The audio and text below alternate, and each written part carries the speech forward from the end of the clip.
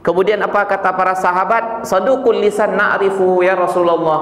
Orang yang lidahnya jujur kami sudah tahu wahai Rasulullah. Wa ma mahmumul qalb. Apa maksudnya hati yang selalu disapu? Kemudian apa kata Rasulullah? At-taqiyun naqi, orang yang bertakwa. Nih, tujuan akhir dari puasa kita adalah menjadi orang yang bertakwa, yaitu orang yang bertakwa, an-naqi, yang bersih, bening. Kemudian la isma fihi, tidak ada dosa di dalam hatinya dan di dalam dirinya, wala baghya, tidak ada pembangkangan, walal ghil, wala ghilla, tidak ada perasaan iri, dengki, marah, dendam kepada sesama kaum muslimin. Kemudian walal hasad, tidak ada hasad di dalam hatinya. Itulah dia orang yang mahmumul qalbi, yang selalu menyapu hatinya. Kenapa? Karena hati kita ini ibarat rumah, walaupun tidak kita gunakan, datang debu dari kiri dan kanan untuk mengotorinya, maka harus kita bersihkan setiap hari. Kalau tidak kita bersihkan, akhirnya seperti rumah hantu, ya. Rumah kalau tidak dihuni oleh orang, walaupun seindah apapun dan tidak dibersih-bersihkan, akhirnya seperti rumah hantu. Begitulah kira-kira diri kita ini. Walaupun casingnya di luar sangat indah, tetapi akan ketahuan bagaimana di dalamnya itu kalau sudah teruji. Kemudian suatu kali Rasulullah, di dalam riwayat dikatakan ada seorang sahabat namanya, ada seorang ulama besar namanya Sufyan Ats-Tsauri. Dia, kebiasaan ulama besar itu pasti di malam hari dia melakukan qiyamul lail. Tapi suatu kali sampai 5 bulan dia tidak menikmati qiyamul lailnya. Ya, dia mungkin bangun juga tetapi tidak merasa nikmat. Setelah 5 bulan baru dia pikirkan apa kesalahan dia, dan itu ternyata yang dilakukan apa? Buruk sangka kepada orang lain. Nah, oleh karena itu juga kita bersihkan hati kita dari buruk-buruk sangka kepada siapapun, supaya kita bisa mendapatkan malam qadar nanti dengan sempurna. Ibu bapak yang dimuliakan Allah, insya Allah kita optimis.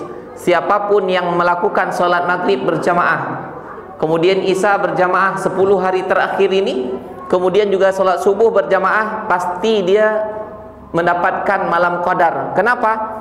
Karena Allah mengatakan bahwa malam qadar itu sampai terbit matahari, terbit fajar. Yang dimaksud dengan malam adalah mulai dari maghrib sampai subuh, itu malam.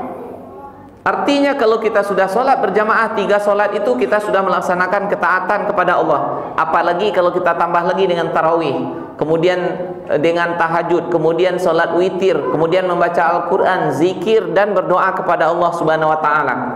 Insya Allah kita semuanya mendapatkan, cuma kadarnya mungkin yang berbeda-beda. Ada yang mendapatkan 100%, ada yang mendapatkan mungkin 10, 20, 30, tergantung kesungguhan kita untuk menggapainya.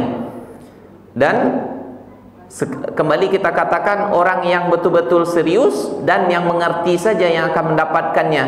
Sesuatu barang yang mahal tak akan mungkin kita dapatkan sambil lewat atau sambil main-main, tak sengaja dapat. Itu tidak ada itu. Ya, pasti mesti dengan keseriusan. Mudah-mudahan Allah beri kita kesempatan untuk mendapatkannya, dan kita sempurna melakukan ketaatannya lahir dan batin kepada Allah Subhanahu wa Ta'ala. Dan kita berdoa banyak-banyak, Allahumma a'tiq riqabana wa riqaba abaina wa ummahatina wa auladina wa azwajina wa ikhwanina minan nar. Ya Allah, bebaskanlah, hapuskanlah nama kami, nama ibu bapak kami, saudara-saudara kami, anak istri kami dari daftar nama-nama penduduk neraka. Itu diantara doa yang dianjurkan kita baca di malam bulan Ramadan ini. Kemudian kata Rasulullah SAW kepada Siti Aisyah, kalau engkau mendapati malam qadar, bacalah doa ini, Allahumma innaka afuun tuhibbul afwa fa'fu anni. Ya Allah, engkau maha pemaaf, mencintai kemaafan, dan maafkanlah aku. Allah di sini tidak digunakan kata-kata ghafur, pengampun. Apa maksudnya? Maaf ini adalah kalau bahasa kita pemutihan, ya, putihkan kembali seperti semula tanpa ada bekas sama sekali. Aku qauli hadza wa astaghfirullah li wa lakum. Mohon maaf atas segala kekurangan. Subhanakallahumma bihamdika asyhadu an la ilaha illa anta astaghfiruka wa atubu ilaik. Assalamualaikum warahmatullahi wabarakatuh.